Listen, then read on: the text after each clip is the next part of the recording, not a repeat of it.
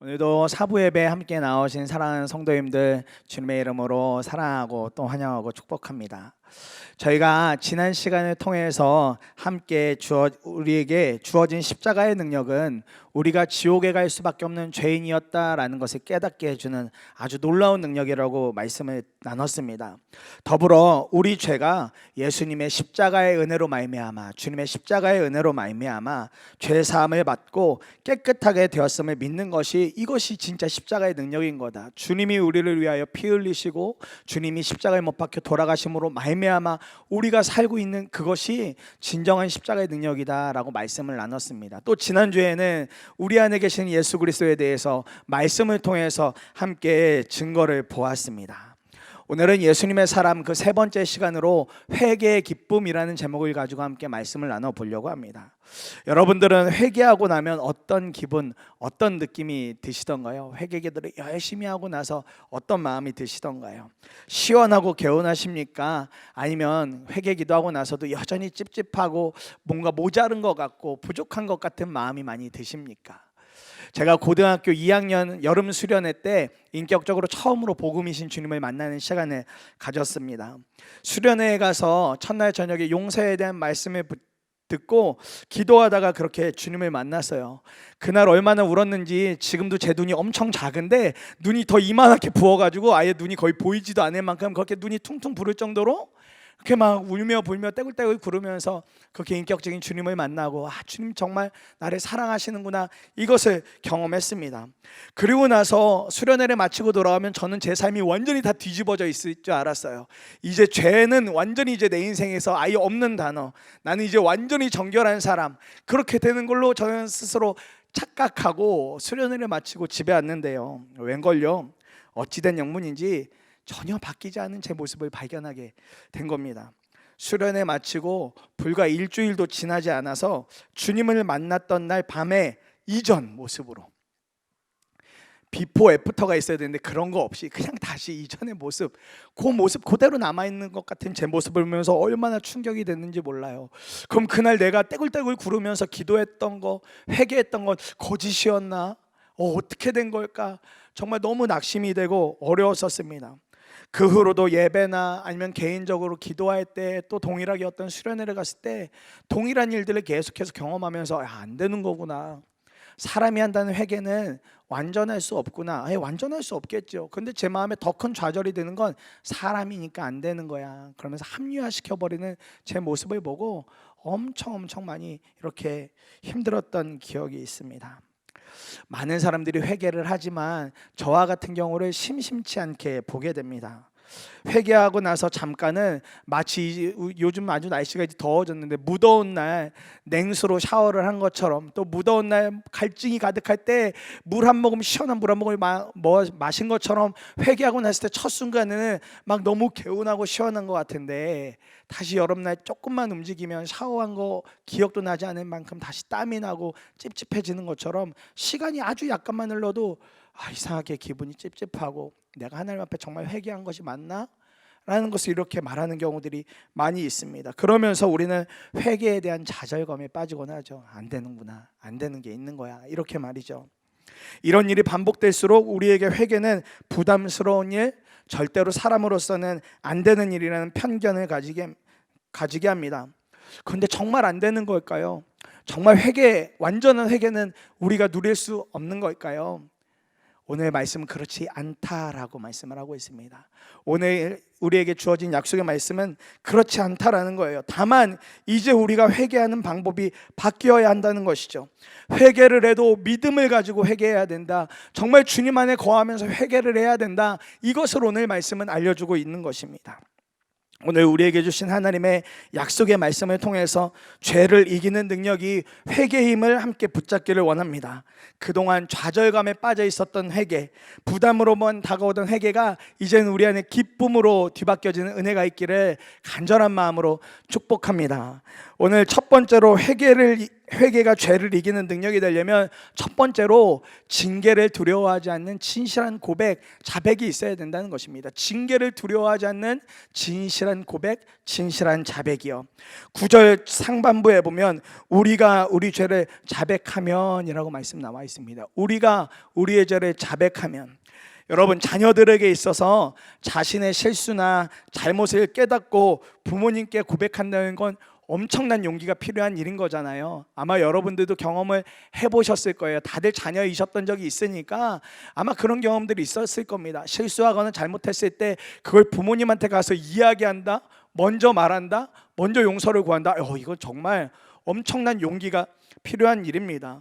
그런데 부모 자녀뿐만이겠습니까? 부부도 그렇고 사제지간도 그렇고 때로는 직장 동료나 이웃 모든 관계 속에서 나의 어떤 연약함, 자신의 연약함을 고백한다는 건 정말 쉬운 일이 아니죠. 내가 무엇을 실수했어요, 잘못했어요 라고 먼저 말하는 건 정말 어려운 일입니다. 왜 이런 일이 생길까요? 왜 이런 일이 생깁니까? 내가 한 고백, 그 자백 뒤에 어려움이 오면 어떡하나 하는 두려움이 우리 안에 있기 때문에 그래요. 내가 이 고백을 했을 때, 이것을 정직하게 말하고 났을 때, 이거 너무 어려워지면 어떡하지? 이걸 통해서 내가 엄청 어려워지면 어떡하지? 이런 두려움이 우리 모두 안에 있다는 것입니다. 무언가 나의 연약함을 드러내거나 잘못, 실수를 고백했을 때 징계가 우리에게는 큰 부담이 되죠. 그 징계받는 것이 참 쉽지는 않은 일입니다. 사실 부모님이나 선생님 앞에서 우리가 잘못을 좀 감추고 싶고 숨기고 싶었던 이유는 그 뒤에 오는 상황이 너무 고통스러우니까 그걸 자꾸 뒤로 숨기고 싶고 말하기 싫고 이렇게 되어지는 것이지 않습니까? 아마 다들 그런 경험 있으셨을 거예요. 부모님이 알면 안 되는 잘못하고 학교에서 무언가 이렇게 잘못하고 났을 때 괜히 움츠려들고 뒤로 숨고 싶은 거, 저만 그랬는지 모르겠지만 아마 그런 경험들이 있지 않으셨을까 생각해 봅니다. 그런데 사랑하는 여러분, 자백 후에 오는 징계는 축복이라는 것을 우리가 붙잡아야 됩니다. 자백하고 정직하고 말한 후에 받는 징계는 굉장히 큰 축복이에요. 저주나 고통이 아닙니다. 왜 징계가 축복이 되냐면 구원받은 하나님의 자녀가 누리는 특권이 있거든요. 하나님의 자녀가 되었다, 구원을 받았다라는 사람들이 누릴 수 있는 특권이 있는데, 그 특권이 뭐냐면 구원받지 못한 사람은 죄를 저지르면 정죄를 받게 됩니다. 하나님을 모르는 사람들은 그 상태에서 죄를 짓게 되면 안타깝지만 정죄를 받고 하나님과 선이 그어져 버리죠. 그러나 죄인이란 낙인이 찍혀져 버리죠. 그러나 구원받은 하나님의 자녀는 정죄받고 그렇게 하나님과 한순간의 관계가 끝나버리는 것이 아닙니다. 오히려 하나님의 자녀이기에 그 관계가 지속되어지기 위해서 징계를 받는 거예요. 부모님과 우리의 관계를 살펴보면 알 수 있습니다. 부모님이 아니라 다른 사람이 나의 실수를 보고 말하면 그 사람은 쉽게 관계를 끊자라고 이야기할 수 있어요. 왜냐하면 가족도 아니고 내가 자녀도 아니기 때문에요. 그런데 우리 부모님은 어떻죠? 우리가 실수하고 무언가 잘못한다고 해도 계속해서 용납해 주시려는 사랑이 부모님들 마음 안에 있습니다. 때로는 그것에 따라서 어떤 징계나 벌을 받기도 하죠. 손을 든다든가, 때로는 안 될 때는 부모님을 통해서 매를 맞기도 하는 때도 있었지요. 그런데 그것이 관계를 끊자라는 의미가 아닙니다. 관계를 이어가자, 바꾸어보자, 바뀌어가자, 이 의미로 우리에게 함께 하자는 의미로 그렇게 징계를 주시는 거거든요. 하나님과 우리의 관계 속에서도 마찬가지예요. 때때로 우리가 어떤 죄나 연약함과 실수들로 인해 넘어졌을 때 너무 고통스럽죠. 안 된다, 끝났다, 이러다 하나님과 관계가 이제 완전히 어긋나 버리면 어떡하지? 그러나 구원받은 자녀에게 하나님은 관계를 끊는 정죄가 아니라 오히려 때로는 고난이나 고통이라는 어려움을 통해서 주님을 더 주목하게 해주세요. 그 일을 통해서, 그 징계의 시간을 통해서 주님 앞에 우리가 정결하여지고 주님의 정말 사랑받는 자녀로 다시 한 번 더 거듭날 수 있도록 기회를 주시고 계속해서 관계를 이어가시는 것이죠. 하나님은 우리의 죄나 허물에 대하여 징계를 통해 더 분명한 진실한 고백, 회개를 하게 하시는 분이세요. 우리가 어떤 죄에서 노임을 받기 원한다면 용서를 구하는 것이 마땅한 일입니다. 버스나 지하철 타서 움직이다가 잘못해서 누군가의 발을 밟거나 누군가에게 피해를 주면 어떻게 해야 되죠? 어떤 반응이 가장 먼저 나와야 합니까? 죄송해요, 잘못했어요. 일반적인 반응이죠. 하나님 앞에서도 똑같은 겁니다. 하나님 앞에서 범죄했다, 죄를 저질렀다, 그러면 하나님 이제 나를 버리시겠구나, 이게 아니라 죄송해요, 잘못했어요, 이거면 되는 거예요.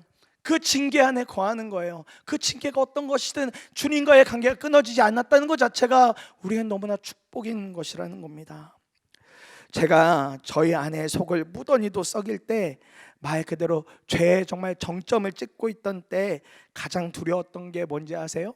뭐냐면 저의 실수, 저의 잘못을 인정하는 거였어요. 아내의 마음을 많이 상하게 하고 힘들게 할 때 정말 이게 죄인지 아닌지 구분도 못한 채로 정말 망나니 같은 삶을 살고 있을 때 가장 두려웠던 것은 내가 나의 잘못, 실수를 인정했을 때 그 후에 어떻게 되는 거지? 그 후에 어떤 어려움이 오는 거지? 이거 인정하면 앞으로 아내와의 관계는 어떻게 되고 앞으로 내 삶은 어떻게 되며 등등의 여러 가지 것들이 머릿속에 맴돌면서 그것이 가장 큰 두려움이었습니다. 아무런 결단도 내리지 못하고 있을 때 하나님은 제가 하고 있던 모든 일들을 다 내려놓게 하셨어요. 모든 것들을 다 내려놓게 하셨습니다. 제 의지가 아니라 하나님의 사람들을 통해서 그 일을 하시더라고요. 모든 것들을 다 끊어놓으시고 다 모든 것을 내려놓게 하셨어요. 이것이 주님이 저에게 행하셨던 징계였던 것이죠. 물론 그보다 더 큰 징계는 힘겨워하는 아내를 옆에서 보는 거였습니다. 저의 연약한 모자람을 묵묵히 다 받아내면서 있는 아내를 보는 일이 가장 큰 징계였습니다. 결국 그 징계 앞에서 완전히 고꾸라지게 되었어요. 저 스스로를 죄의 폭주기관차라고 여기며 하나님과 아내에게 사과를 했습니다. 그리고 용서를 구했습니다. 그 후 몇 달간 징계의 시간을 보냈습니다. 너무 고통스럽고 미안하고 여러 감정들에 그렇게 휩싸여서 지냈어요. 그런데 진짜 신기했던 게 뭐냐면 죄를 고백하면 아무것도 하지 못하고 다 끝날 것 같았거든요. 저의 실수, 저의 잘못을 용납하고 나면 다 이제 끝났다, 이제 더 이상 할 수 있는 게 없다라고 그렇게 생각했는데, 오히려 그 일을 통과하면서 하나님은 또 다른 은혜를 부어주시고 저희 가정을 놀랍도록 회복시켜 주셨습니다. 그때 만약 제가 징계받는 것이 두려워서 제 죄를 덮으려고만 하고 용서를 구하지 않았다면 아마 지금 제가 누리고 있는 행복, 지금 제가 누리고 있는 은혜는 아마 전혀 꿈도 꿔보지 못했을 일이었을 거예요. 저의 잘못은 아내에게 지은 잘못이며 실수였지만 이것은 하나님께도 동일한 잘못이었고 동일한 실수였습니다. 그러니 하나님께 회개하고 아내에게도 용서를 구하는 일이 마땅했습니다. 왜 아내한테 실수한 일인데 하나님께도 회개해야만 했을까요? 그것은 저는 한 아내의 남편이기도 했지만 그에 앞서서 하나님의 자녀였기 때문에 그렇습니다. 한 아내의 남편이기도 하지만 하나님의 자녀였기 때문에 마땅히 두 사람 다, 두 분 모두에게 용서를 구하고 잘못을 용서해달라고 말할 수밖에 없었던 것입니다. 회개할 대상을 분명히 하고 징계를 두려워하지 않는 진실한 고백을 주님이 받아주세요. 징계가 두려워서 숨으려고 하고 징계가 두려워서 감추려고 하면 하나님의 은혜를 경험할 수가 없습니다. 하나님을 신뢰하고 하나님 앞에 있는 그대로 진실한 고백을 할 때 징계를 넘어서서 놀라운 은혜와 축복을 누리게 될 줄 믿습니다. 더불어 회개가 죄를 이기는 능력이 되려면 또 한 가지, 하나님의 신실하심을 신뢰하셔야 돼요. 하나님의 신실하심. 오늘 말씀을 다시 보면 우리가 우리 죄를 자백하면 하나님은 신실하시고 의로운 분이셔서 이렇게 말씀합니다. 하나님은 신실하시고 의로운 분이시다 고백하고 있어요. 우리가 회개하는 것을 어려워하는 것도 문제이지만 더 심각한 문제가 뭔지 아세요? 서두에 말씀드렸던 것처럼 회개하고 나서도 많이 찝찝해한다는 겁니다. 개운해하지 못한다는 것에 더 큰 어려움과 문제가 있습니다. 무엇이 문제일까요? 무엇 때문에 그런 걸까요? 그것은 회개를 해도 용서해 주신다는 확신이 우리 안에 없는 거예요. 주님 앞에 그렇게 눈물을 펑펑 쏟아가며 떼굴떼굴 굴러가며 주님 앞에 용서를 구했는데 그러고 나서 뒤돌아서면 이거 진짜 하나님이 용서해 주실 수 있을까? 내가 이렇게까지 죄인인데 하나님이 용서해 주실 수 있을까? 바로 하나님 앞에 그것들을 믿지 못하고 확신을 갖지 못하는 모습들이 있다는 거예요. 저희가 반복해서 넘어지는 죄들이 있죠. 반복해서 넘어지는 연약함들이 있습니다. 뭐 어떤 중독이나 뭐 때로는 음란함이나 특별히 우리가 가장 많이 흔히 잘못하는 일들이 말로 하는 죄들이 아주 대표적인 것들이겠죠. 아무리 내 힘으로 끊어보려고 해도 안 되는 일들이 너무 많더라고요. 안 되는 죄들이 있더라고요. 이것을 놓고 심각하게 회개하는 분들이 많이 있습니다. 이 죄에서 자유하게 해달라고, 이 죄를 끊어달라고 막 열심히 기도해요. 막 넘어질 때마다, 실패할 때마다 기도해요. 그런데 어느 순간 포기해버려요. 어느 순간 그 기도를 멈춰버려요. 왜냐하면 그렇게 기도해도 또 넘어지고 또 넘어지니까 안 된다, 안 되는 거야 라고 하고, 그렇게 주님 보기 부끄러워서 벽도 낯짝이 있지, 내가 이 기도를 지금 몇 년째 하고 있는데 얼마나 오랜 기간 했는데 이거 하나 못 넘어서네, 그런 마음으로, 나름 겸손한 마음일지 모르겠지만 그렇게 하다가 기도를 멈춰버리는 경우가 너무 많아요. 그런데 그런 분들은 아직 주님 모르는 거예요. 반복해서 넘어지는 죄가 있다고 해서 그 기도 회개하는 것을 멈춰버리는 분들은 아직 우리 주님을 잘 모르는 거예요. 왜냐하면 주님은 변하지 않으시는 주님이세요. 여러분, 신실하다는 의미가 무엇입니까? 변하지 않는다는 뜻이죠. 신실하신 하나님이라는 건 변하지 않는 하나님이라는 거예요. 제가 죄 아래 있던, 죄 전에 있던, 죄 후에 있던 어떤 모습으로 있어도 내가 하나님의 구원받은 자녀라면 하나님 변하지 않고 나를 끝까지 사랑해 주는 분이시라는 거예요. 그러니 하나님 너무나 신실하신 분이시죠. 그런 주님이 우리가 같은 죄를 놓고 기도한다고 해서 너 이제 더 이상 가망 없다, 그 기도 내가 벌써 몇 년째 들었는데 너 가망 없어, 이제 기도하지 마, 나한테 그런 기도하지 마, 이런 하나님이실까요? 아니라는 거예요. 아이고, 또 그 기도 제목으로 기도하네, 그래도 나한테 다시 나왔구나, 와, 그 죄를 또 넘어졌는데 또 다시 나한테 회개하는구나. 이걸 수차례 반복해도 하나님은 그 기도, 오히려 그 기도하는 그 모습을 다시 한 번 더 긍휼로 여기시고 우리를 어떻게든 주님이 함께 바꾸어 보시려고 함께 일하신다는 거예요. 마태복음 18장 21절 22절에 보면 이런 말씀이 하나 나옵니다. 그때 베드로가 예수께 다가와서 말하였다. 주님, 내 형제가 나에게 자꾸 죄를 지으면 내가 몇 번이나 용서하여 주어야 합니까? 7번까지 하여야 합니까? 예수께서 대답하셨다. 7번만이 아니라 70번을 7번이라도 하여야 한다 말씀하고 있어요. 7번을 7번이라도 용서해 주라고 말씀하고 있어요.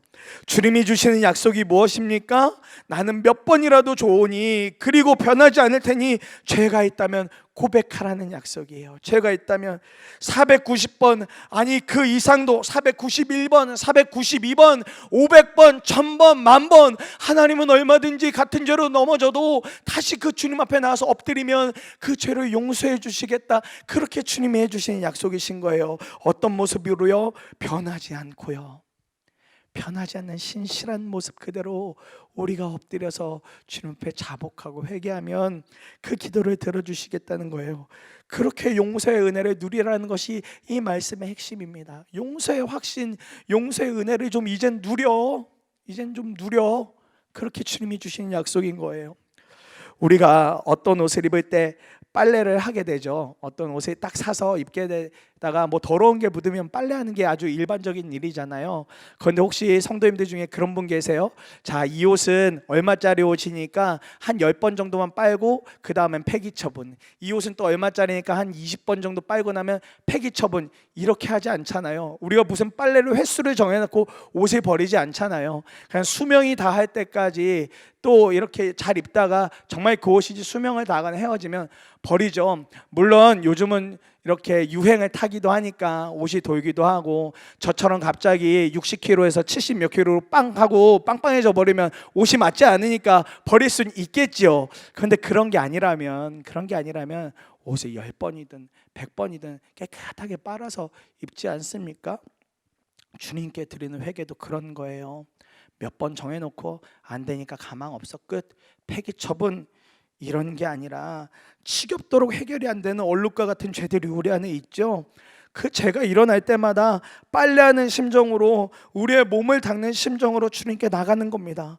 성경적인 회개는 완전한 용서를 기초에 두고 있어요. 주님의 말씀은 완전히 용서해 줄게, 회개하고 기도하고 나한테 자백하면 완전히 다 용서해 줄게, 여기에 모든 기초가 있는 것입니다.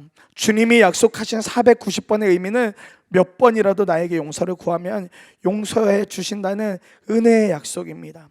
이 약속을 주시는 주님이 신실하다는 것이 우리에게 얼마나 큰 축복인지 몰라요.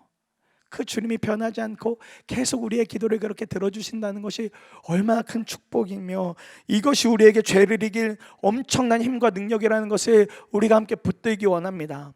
제가 선한목자 젊은이 교회에서 제자 훈련할 때 참 너무 귀한 청년 한 명이 이 3단원 이야기, 회개의 기쁨 이야기 말미에 반원들에게 한 가지 고백할 것이 있다고 하면서 이야기를 나눴어요.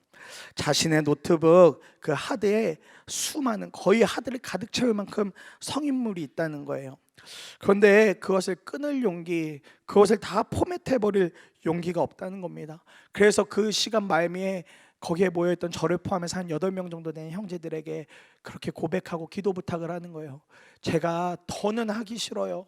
왜냐하면 십자가의 능력을 배우고 내 안에 계신 예수 그리스도를 배우고 그 후에 회개가 얼마나 값진 일이며 기쁜 일인지를 배우니까 이제 이 형제가 그 말씀 때문에 마음이 부딪혀서 뭘 더 못하겠는 거예요. 너무 어려운 거예요. 그러니까 기도해 달라는 거예요. 이번 한 주 동안 무조건 노트북 포맷할 수 있는 용기가 생기게 해달라고, 그렇게 해달라고 해서 어떻게 합니까? 뭐 형제들이 다 같이 동그랗게 서서 정말 이 형제를 위해서 간절한 마음으로 기도했어요. 하나님, 정말 이 형제가 기도한 대로 그런 것들이 끊어지고 정말 노트북을 포맷할 수 있는 용기도 부어달라고 그렇게 기도했어요.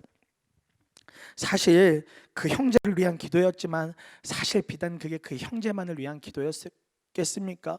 저를 비롯해서 그 반 안에 있던 모든 형제들의 공통적인 기도 제목이었을 거예요. 다 그런 음흉한 모습들, 음란한 모습들이 다 있거든요. 그런데 용기 있게 그것을 내어놓느냐, 신실하신 하나님을 붙들고 그것을 내어놓느냐, 내어놓지 못하느냐의 차이였던 것뿐이에요. 이 형제가 하나님 신실하다는 거 믿고 그 고백을 하고 그렇게 기도했어요. 그리고 나서 그 다음날 카톡방에 이 형제가 글을 하나 장문으로 쭉 남겼는데, 어젯밤에 기도받고 와서 시간 늦추면 안 될 것 같아서 그날 밤에 다 포맷해버렸다고, 노트북 다 지워버렸다는 거예요. 매번 이것 때문에 하나님께 회개 기도한 것이 셀 수도 없이 많았는데 마음이 너무 자유해졌다고, 그래도 여전히 마음이 흔들릴 수 있으니 기도해달라고 그렇게 또 글을 남겨놨더라고요. 용서하시는 하나님의 은혜가 이 형제의 마음에 깊이 새겨진 거예요. 하나님 신실하시니까 내가 이런 죄로 넘어졌어도 하나님 나 용서해 주실 거야, 그걸 믿자 하고 이 형제가 실제로 행동으로 옮겼을 때 더 큰 은혜를 경험하게 됐어요. 그러면서 이제 12주 정도 돼서 간증문을 거의 쓸 때쯤 다시 한 번 더 반원들과 이렇게 잠깐 대화 나누다가 물어봤어요.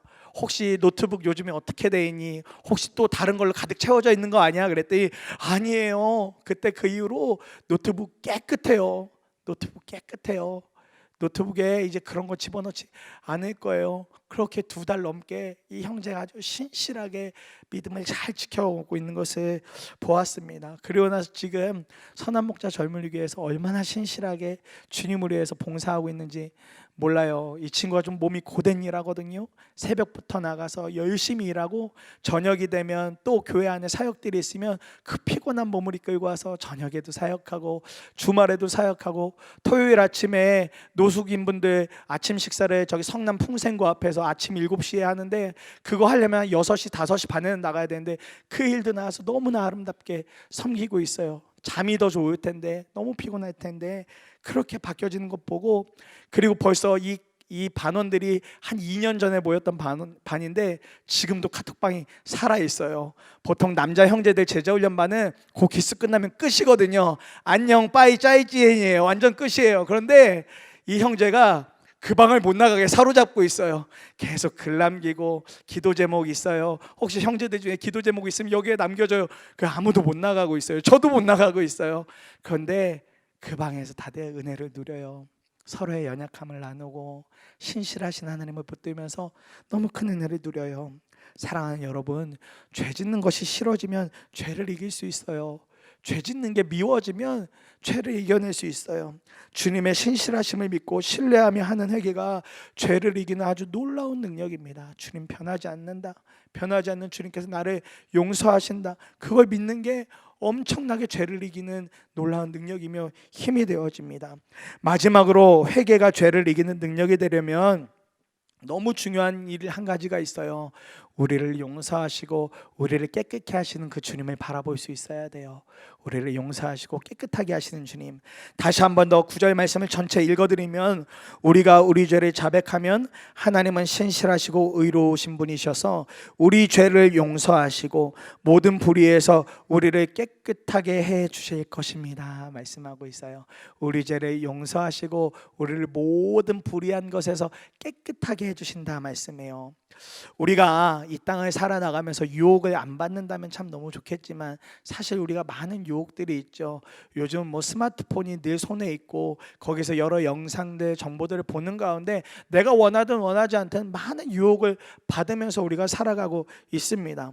우리 스스로가 경건한 삶을 결단한다고 해서 그대로 살아지지 않았던 경험들 아마 있으실 거예요. 뭐 오늘부터는 어떻게 살 거야, 오늘부터는 새벽 5시에 일어나서 성경을 뭐 2시간 동안 읽고 뭐 기도는 1시간 2시간씩 하고 막 여러 결단들 하지만 그게 쉽지가 않죠. 넘어지고 실패하는 일들이 참 많이 있습니다. 그러다가 또 죄에도 넘어지고 실패하고 나는 것이죠.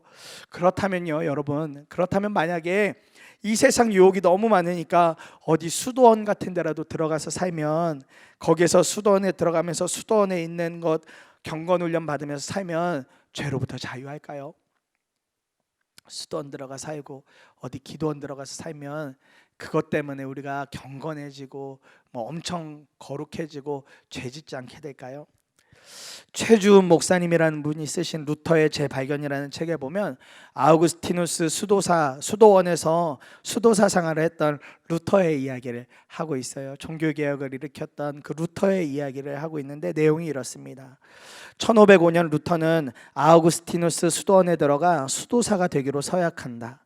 훗날 그는 그 서약이 억지로 한 것이었고 진지하지 않았다고 회고하지만 서약을 한 이상 자기 말에 책임을 지고 완벽히 지켜야 한다고 여겼다. 그가 이 서약을 한 데는 당시 교회의 가르침이 결정적이었는데, 수도원에 들어가 수도사가 되면 죽은 후에 더 나은 행복의 기회를 제공받을 수 있다는 것, 바로 이것을 루터는 굳게 믿었다. 그러나 얼마 지나지 않아 자유가 아닌 절망을 맛보기 시작했다. 수도원의 규칙에 따라 생활하고 금욕적 생활을 철저하게 지키는 가운데 죄의식, 영원한 심판의 두려움이 오히려 점점 커지자 이런 금욕의 노력이 모두 헛되다는 생각에 사로잡히고 만다. 루터는 이렇게 회고한다. 나는 경건한 수도사였다. 만일 수도사 생활로 천국에 간 수도사가 있다면 내가 갔을 것이다. 루터가 그때를 그렇게 회고했어요. 수도사 중에 정말 탑 오브 더 탑이었고, 수도사 생활로만 천국에 가는 것을 뽑는다면 난 그 중에 첫 번째가 될 수 있는 확신이 있다라고 말할 만큼 경건 생활을 했고 정결하게 살았고 금욕적인 생활을 했고 모든 규율을 다 지켰다는 거예요. 근데 뭐가 문제가 된 거죠? 뭐가 문제가 된 거예요? 수도원에 들어가서 평생을 그 안에서 살기로 작정했는데 말이죠. 그러면 죄의식도 없고 절망할 필요도 없고 금욕을 통해서 오히려 죄에 대하여서 더 자유로워져야 될 텐데 말이죠. 그런데 오히려 루터는 그 반대였다라고 말하고 있어요. 그 금욕적인 생활과 경건한 생활 속에서 오히려 죄의식만 더 커지고 천국에 대한 확신이 더 흐릿해졌다라고 그렇게 루터가 이야기하고 있어요. 무엇이 문제였을까요? 무엇이요? 수도원 생활의 핵심이 주님이 아닌 게 문제였습니다. 루터에게 있어서 수도원의 생활은 경건의 장소로, 훈련의 장소로는 아주 좋았을지 모르지만 그게 끝이었어요. 주님이 없었어요. 주님이. 경건, 금욕, 죄 짓지 않는 것에 초점이 맞추어져 있었을 뿐 주님으로부터 얻는 자유가 없었던 것입니다. 죄에 대하여 자유해지는 것은 우리의 죄를 용서하시고 깨끗하게 하시는 주님을 바라보는 믿음 안에서 생겨나는 거예요. 그러니 우리와 늘 함께 하시는 주님을 바라보는 믿음으로 사는 것이 수도원에 들어가서는 삶과는 비교도 되지 않을 만큼 더 좋은 것이죠. 우리와 함께 계시는 주님, 내 안에 계신 예수 그리스도, 그것을 바라보고 그것을 붙들고 사는 것이 그 주님 없이 수도원에서 경건 생활한다고 금욕 생활한다고 거기에만 초점 맞춰 사는 것보다 더 유익하고 더 은혜가 되는 삶이라는 것입니다. 비교가 되지 않을 만큼요, 우리를 깨끗하게 해주는 놀라운 은혜가 주님을 바라보는 삶이라는 거예요. 이 믿음에 대하여 눈이 열리면 세상 그 어디에 내놓아도 흔들릴 만한 유혹이 없는 것입니다. 내 안에 주님이 오늘도 계시지, 나하고 주님이 지금 함께 가시지, 내 손도 함께 잡고 가시지, 내가 보는 것을 주님이 함께 보고 계시지, 이것만 분명하게 믿어도 어디에 나간다고 하는데 유혹받을 일이 없는 거예요. 그렇기 때문에 우리 죄를 용서하시고 모든 불의에서 깨끗하게 하실 주님을 바라보며 사는 사람에게 더 이상 회개는 두려움이 아닌 것입니다. 오히려 그런 사람들에게 회개는 은혜이고 축복이 되어집니다. 그리고 그 일을 통해서 회개가 진정한 기쁨이 되어지는 겁니다. 이것이 주님과 더 가까워지는 길인 거구나, 이게 주님을 더욱더 주목할 수 있는 길인 거구나, 이것을 통해 정말 죄를 이겨낼 수 있는 것이구나, 그걸 믿게 되니까요. 그러니까 그런 사람들은 회개의 기회를 결코 놓치려고 하지 않아요. 주님이 바라봐지고 주님이 우리 안에 계셔서 우리를 깨끗하게 하시는 분이라는 것을 믿는 사람은 회개라는 죄를 이기는 능력을 절대 피하지 않고 오히려 그 은혜를 마음껏 누리게 됩니다. 말씀을 마무리하며 감리교 창시자인 웨슬리 목사님이 매번 밴드나 속회 모임 때마다 함께 나눴던 질문 5개를 읽어드리려고 해요. 5가지를 매번 모임 때마다 점검하셨대요. 첫 번째가 지난 모임 속회 이후에 어떤 죄를 범하셨습니까? 두 번째가 어떤 유혹을 받았습니까? 세 번째, 어떻게 그 유혹에서 벗어났습니까? 네 번째, 그것이 죄인지 아닌지 확실하지 않은 어떤 생각과 행동이 있었습니까? 다섯 번째, 여러분에게 숨기기를 원하는 어떤 비밀도 없습니까? 이게 너무 집요해 보이는 질문이죠. 근데 매번 모임마다 공동체가 함께, 그 공동체가 모두 다 함께 이 질문을 받으면서 이 질문에 답해봤다는 거예요. 그러면서 매번 모임마다 엄청난 회개 운동이 일어났어요. 근데 이 회개 운동을 통해서 개인도 살아났지만 공동체도 살아나는 놀라운 은혜를 경험하게 되었습니다. 이 일을 통해 저희 교회가 속해져 있는 감리교회가 영국에서 강력한 부흥의 중심축이 되었고 이것을 정말 주님이 기뻐하셨어요. 말씀을 마무리합니다. 회개가 엄청 고통스러운 것처럼 보이지만 회개를 통해서 더 분명한 십자가의 능력, 내 안에 계신 예수 그리스도를 경험하게 됩니다. 징계를 두려워하지 않는 진실한 고백과 변하지 않는 하나님을 향한 신실하심을 신뢰할 때, 또한 우리를 깨끗하게 하실 주님을 바라보는 회개를 통해서 우리는 더 이상 죄의 종이 아니라 하나님의 자녀라는 확신을 누리게 되는 줄 믿습니다. 그러면 회개가 기쁨이 되어지는 거예요. 이걸 분명하게 믿고 붙잡으면 회개는 더 이상 우리에게 고난이나 고통이나 어려움이나 두려움이 아니라 기쁨입니다. 오늘도 저의 죄를 정결케 하실 주님 확신합니다. 그러니 주님과 더 가까워질 수 있는 이 길, 회개를 기쁨으로 여깁니다. 이렇게 고백을 하게 되어집니다. 주님이 허락하신 깊은 은혜가 우리 사랑하는 성도님들의 삶 속에 깊이 새겨지기를 간절한 마음으로 축복합니다. 그래서 오늘 말씀을 마무리하며 우리가 함께 찬양하고 기도하기를 원해요. 이 찬양의 가사에 보면 2절의 가사가 이렇게 나와요. 주님은 나의 죄를 보시고 사랑의 눈으로 날 일으키신다 고백을 하거든요. 온 땅의 주인이 나의 이름을 아신다라고 이렇게 고백하고 있어요. 우리가 이 고백을 주님 앞에 좀 올려드리면서 우리가 정말 간절한 마음으로 주님께 기도할 수 있기를 원합니다.